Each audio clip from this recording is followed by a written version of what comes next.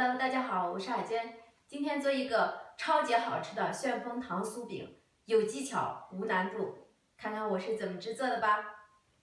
首先，盆中倒入500克的面粉，5克的酵母，10克的糖，40克融化好的黄油，用280毫升的温水和面，边倒边搅拌。搅拌至无干面粉的絮状，下手揉成团儿，揉成一个比较光滑细腻的面团，盖上盖子，醒发20分钟。大碗中再准备400毫升的面粉，加200毫升的食用油，搅拌均匀。搅拌均匀的油酥不断的搓揉，这样能使油酥更加的细腻。盖上一个保鲜膜，静置几分钟。时间到，取出面团，多给它搓揉几下，排干净空气。直接搓成长条状，下成均等大小的6个面剂。取出油酥面团，整理成长条状，同样切成6等份。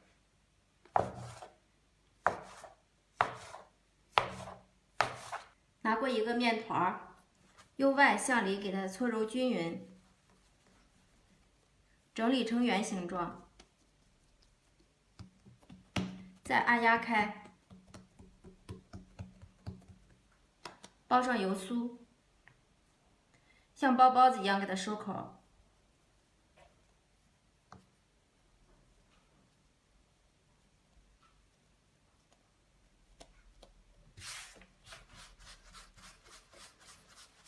整理成圆形。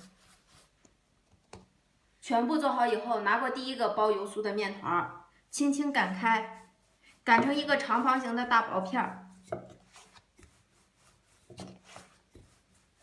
然后给它上下对折到中间，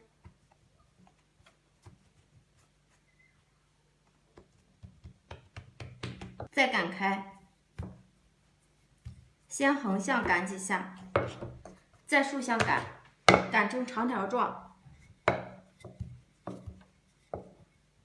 然后从一端给它卷起来，再从中间切开，看一下这层次，然后层次好的搁到手心里边，另一侧给它从中间捏一个窝窝，包上少许的白糖馅儿，然后给它封口，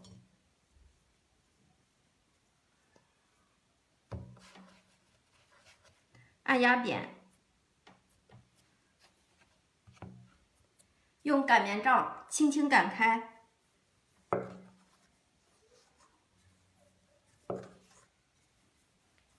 擀成厚度在1厘米的圆饼状即可。平底锅预热，多放一些油，放入擀好的饼皮，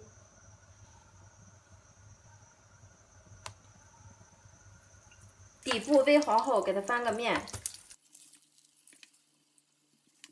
另一边变至金黄，再次翻面，翻面再烙1分钟，烙这2面金黄，明显鼓起，这样就可以出锅了。旋风小糖饼就全部做好了，外表金黄酥脆，内里因为是发面的，还特别的柔软香甜。听听这声音，您就知道有多好吃了。喜欢的您赶快试试吧，我们明天见。